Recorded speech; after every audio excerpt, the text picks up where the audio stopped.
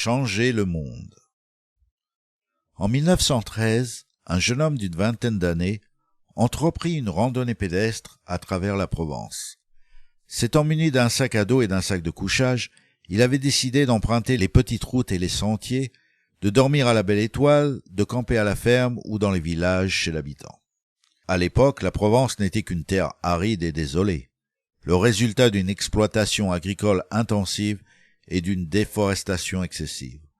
Le sol avait été raviné par les pluies du fait qu'il n'y avait plus assez d'arbres pour retenir la terre. L'activité agricole était réduite au minimum à cause de l'aridité du sol. Les villages étaient vétustes, les maisons délabrées, et la plupart des villageois avaient fui la contrée.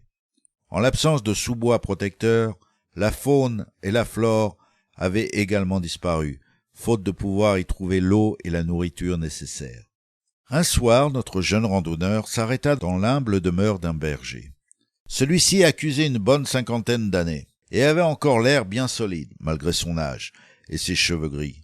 Le jeune homme profita cette nuit-là de l'hospitalité du berger, et finit par y passer les jours qui suivirent. Le visiteur observa, non sans curiosité, que le berger consacrait ses soirées à trier des graines à la lueur d'une lampe. Il y avait là des glands, des noisettes, des châtaignes et bien d'autres graines. Il les examinait minutieusement pour se débarrasser de celles qu'il jugeait mauvaises. Lorsqu'il en avait terminé, il mettait les bonnes graines de côté dans un petit sac à dos. Le lendemain, il emmenait ses brebis au pâturage et plantait les graines le long du chemin. Pendant que ses brebis bottaient, il prenait sa canne, faisait quelques pas, puis enfonçait l'extrémité de son bâton dans le sol pour y faire un petit trou.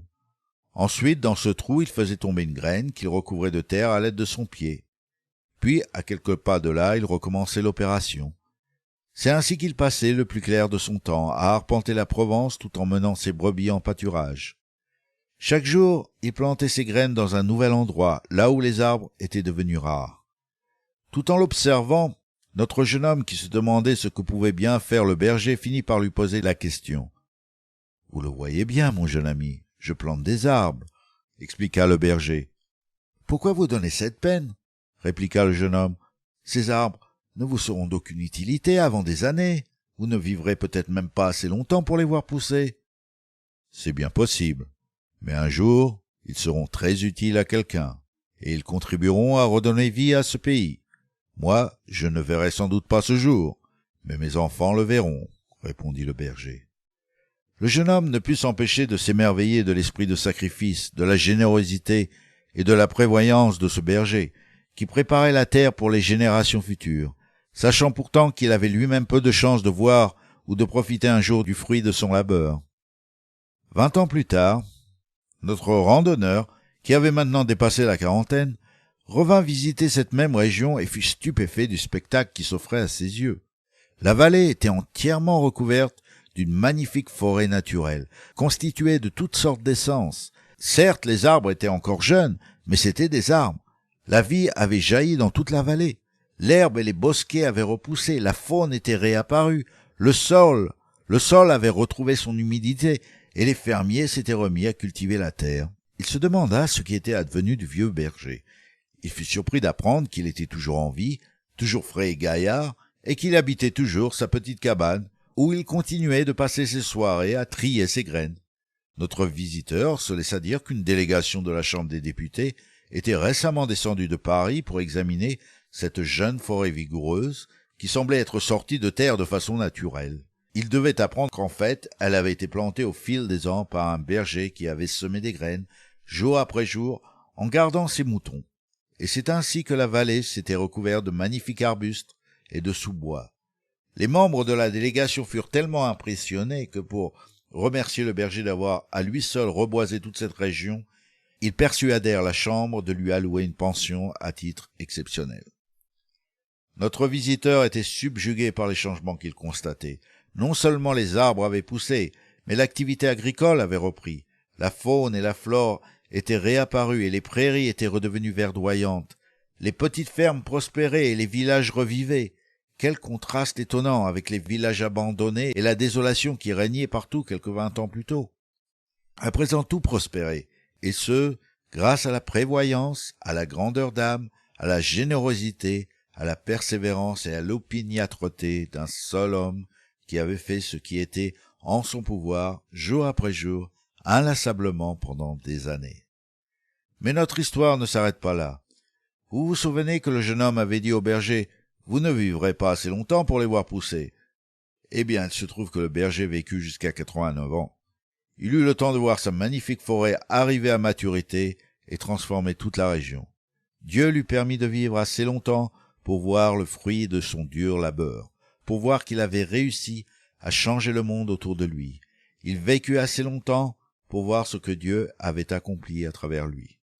Cela me rappelle ce que disait l'apôtre Paul dans le Nouveau Testament. Faisons le bien sans nous laisser gagner par le découragement, car si nous ne relâchons pas nos efforts, nous récolterons au bon moment. Alors, s'il vous arrive d'être découragé par l'état où se trouve le monde, surtout ne baissez pas les bras.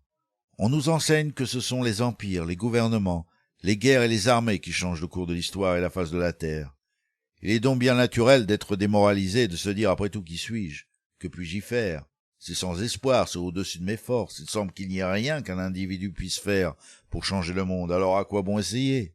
Pourtant, comme cet humble berger l'a prouvé, un seul homme peut, au fil des ans, changer le monde. Vous n'arriverez peut-être pas à changer le monde entier, mais vous pouvez changer votre partie du monde. Si vous avez changé ne serait-ce qu'une vie, vous avez changé une partie du monde. Et vous avez prouvé qu'il est possible de le changer dans sa totalité. Si on peut changer une vie, il est certainement possible d'en changer d'autres. Il suffit de commencer par quelqu'un, et ce pourrait être vous. Depuis que ma femme et moi sommes arrivés ici il y a quelques années, de nombreuses vies ont été changées. La tâche a parfois été laborieuse, les progrès extrêmement lents, et les résultats minimes en comparaison des efforts que nous avons déployés. Mais des vies sont en train de changer grâce aux nombreuses semences que nous avons plantées. Au début, il n'y avait que nous deux, mais maintenant nous sommes des centaines. Nous avons gagné au Christ des centaines d'autres, et, à leur tour, ils en parlent autour d'eux et plantent des semences qui, un jour, produiront de nouveaux arbres. Tout le monde parle de nous et de ce que nous faisons, de notre travail, de notre foi et de nos convictions. Nous contribuons à changer notre partie du monde. Au départ, cela paraissait tout à fait impossible. Mais nous nous sommes mis à planter les semences de la parole de Dieu et de l'amour du Christ dans le cœur de ceux qui nous entouraient. Nous n'avons pas essayé de les faire tous changer d'un seul coup. Ça aurait été impossible. Nous avons travaillé lentement, patiemment, un cœur à la fois, une vie à la fois, en apportant à chacun d'eux un soin minutieux, jour après jour au fil des ans. Et maintenant, tout le monde commence à voir les résultats. Tout le monde en parle et commence à changer. Un éminent médecin qui au départ s'était montré sceptique par rapport à nos efforts pour influer sur les gens spirituellement, a fini par admettre que nous avions un formidable impact sur la ville. On avait besoin de quelqu'un comme vous ici, depuis longtemps. Nous sommes riches et nous avons tout ce qu'il faut pour être heureux. Mais il nous manquait cette dimension spirituelle que vous nous avez apportée. On avait vraiment besoin de ça. Nous avons eu un effet sur cette ville. Tout le monde n'a pas reçu Jésus, mais ils ont pratiquement tous entendu le message de l'amour de Dieu. Beaucoup de gens nous ont rendu visite et ont fait l'expérience de l'amour de Dieu. Ils ont ressenti la vérité de sa parole que nous avons partagée avec eux petit à petit, un jour à la fois, une personne à la fois, une graine à la fois. À présent, une toute nouvelle forêt commence à sortir de terre et à attirer l'attention, de sorte que les gens en parlent et s'étonnent. Vous aussi, vous pouvez le faire. Pourquoi ne pas commencer par votre propre cœur, votre mentalité, votre esprit et votre vie en recevant Jésus? Lisez sa parole et mettez en pratique son enseignement. Changez votre vie, votre foyer, votre famille et vous aurez changé tout un univers, votre monde. Ensuite, avec votre petite famille, essayez de changer vos voisins, vos amis, vos proches, tous ceux que vous rencontrez ou côtoyez au fil des jours. Faites un effort spécial en direction de ceux qui sont seuls et en mal de réconfort, ceux qui sont en quête d'amour et de vérité, et qui recherchent le bonheur, parfois sans même le savoir. Ceux qui cherchent désespérément à combler le sentiment de vide et de désolation qui afflige leur cœur assoiffé de la parole de Dieu et de la chaleur de son amour. Oui, vous pouvez commencer tout seul, vous et votre petite famille, en plantant des graines jour après jour, un cœur à la fois, par des petits actes d'amour et en parlant de Jésus autour de vous. Vous pouvez également donner ou recommander des écrits ou des ouvrages chrétiens aux gens que vous rencontrez, pour les aider à comprendre la parole de Dieu. Déposez patiemment les semences de la vérité divine au creux des cœurs vides, et recouvrez-les avec la tendresse de l'amour de Dieu. Puis faites confiance à la douce chaleur de son esprit et à l'eau de sa parole pour produire le miracle d'une nouvelle vie. Au début, ce ne sera peut-être qu'un tout petit bourgeon, une petite pousse, une petite brindille insignifiante, alors qu'il nous faudrait une forêt, mais il faut un début à tout. C'est le début miraculeux d'une nouvelle vie qui va pousser, grandir et s'épanouir pour devenir un grand arbre majestueux, une nouvelle vie, et pourquoi pas un nouveau monde. Il suffit parfois de peu de choses pour changer la vie de quelqu'un. Je me souviens de notre visite à l'exposition internationale de Montréal, c'était en 1967. J'y avais emmené ma mère pour faire le tour du pavillon soviétique. À 80 ans, c'était une chrétienne qui n'avait rien perdu de son enthousiasme. Dès que nous sommes entrés, le directeur du pavillon, un grand jeune homme russe, séduisant et à l'apparence soignée, s'approcha de ma mère pour lui proposer une chaise roulante, et il offrit de lui servir de guide. Durant les 2 heures qui suivirent, ils se témoignèrent beaucoup d'intérêt et furent absorbés dans une conversation profonde tandis qu'il lui expliquait toutes les nouvelles inventions qui étaient exposées. Je découvris par la suite qu'il ne s'était pas contenté de parler de gadgets mécaniques. À la fin de notre visite, il nous dit au revoir avec beaucoup de sympathie. « Revenez, je vous en prie. » Il s'était montré très accueillant et semblait s'être lié d'amitié avec ma mère le temps de leur conversation. Quelques semaines plus tard, nous reçûmes de lui une lettre qui disait « Vous avez changé ma vie. J'ai suivi votre conseil et j'ai reçu le Christ. Vous avez changé toute ma façon de penser et de croire. Vous m'avez changé. Mais je suis marié, nous avons 3 enfants et je vis dans un pays communiste où il est interdit de pratiquer le christianisme. Alors que dois-je faire ?» Ma mère lui répondit et lui donna en substance le conseil suivant. « Changez le monde dans lequel vous vivez. Commencez dès maintenant. Racontez aux autres ce que Dieu a fait pour vous. Dites-leur ce que son amour et sa vérité ont fait pour vous personnellement, et vous pourrez commencer à changer une petite partie de votre monde, même s'il est communiste.